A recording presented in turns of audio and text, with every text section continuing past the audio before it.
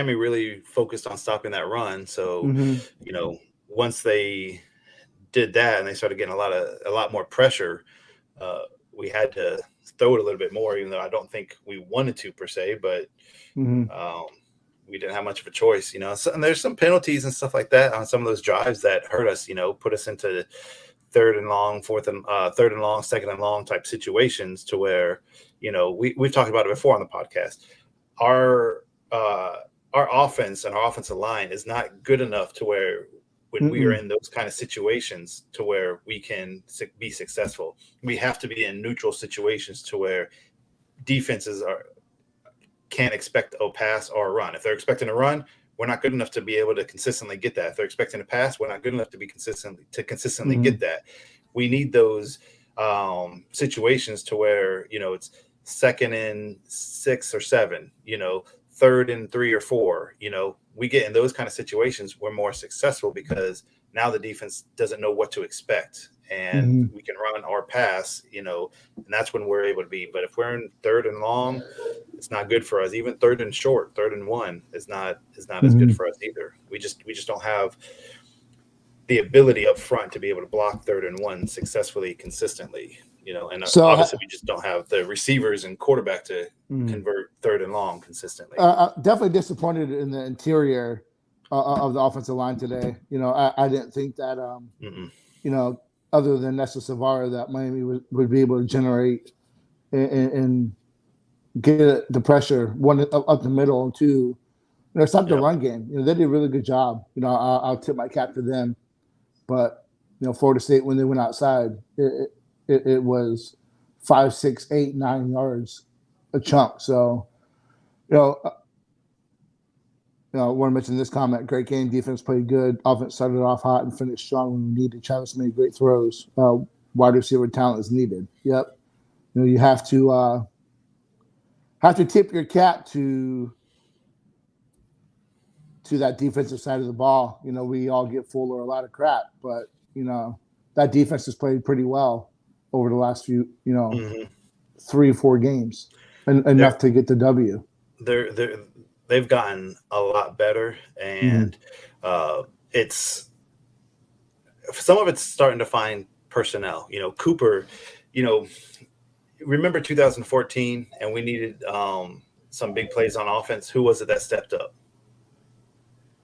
Say it again. In 2014, when we needed some big plays on offense, who was it that stepped up and really made a name for themselves? Dalvin Cook, right? That was his boom. That was his coming out moment, And he Rashad, but Dalvin was like the guy, right? But that was true freshman comes into that game. It's like boom, and we knew we had something special with Dalvin Cook. I don't want to go quite that far with Cooper, but how he played tonight, we have something there. A cornerback that we can trust there. First start at home against Miami, against, a passing attack that's been just killing people. And he came to play, and he played very well tonight.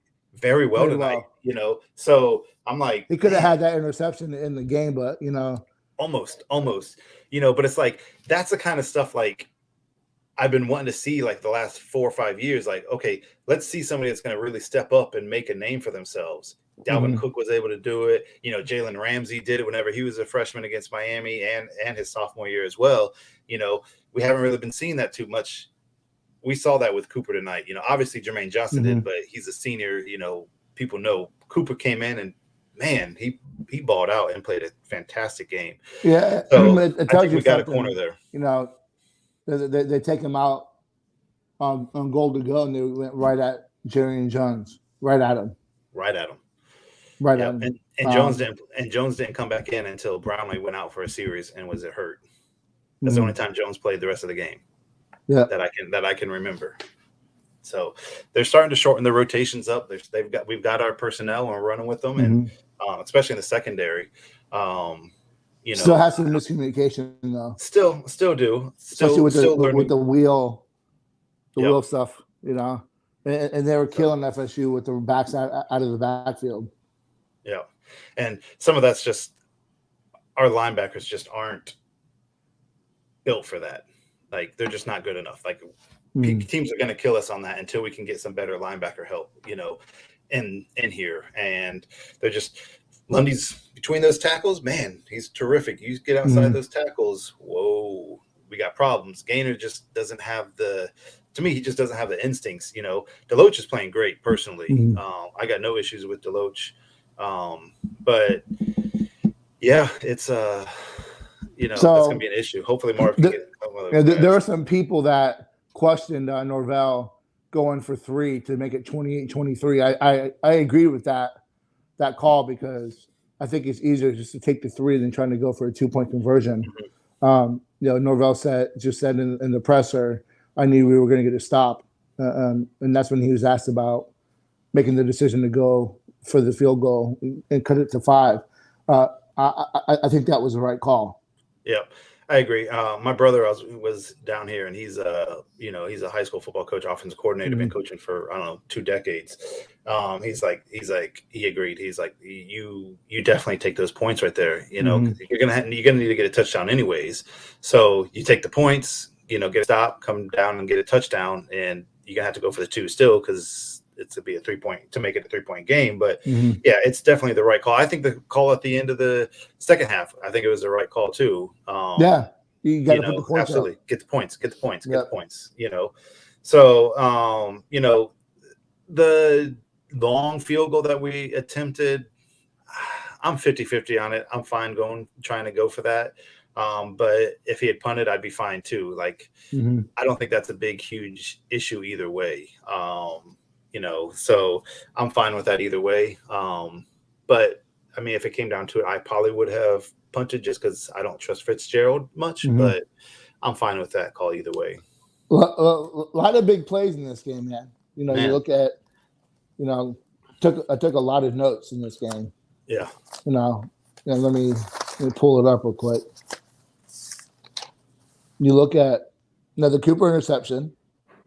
You look at Miami on 4th and short, they go for it. Next play, Jamie Robinson gets a pick on a great break on the ball. Yep. You look at Johnson with the forced fumble. FSU recovers, puts them in a short field situation. Miami was just killing themselves in the first half with all the penalties. Wilson gets free on a go route, gets first and goal, but FSU can only convert that to a field goal.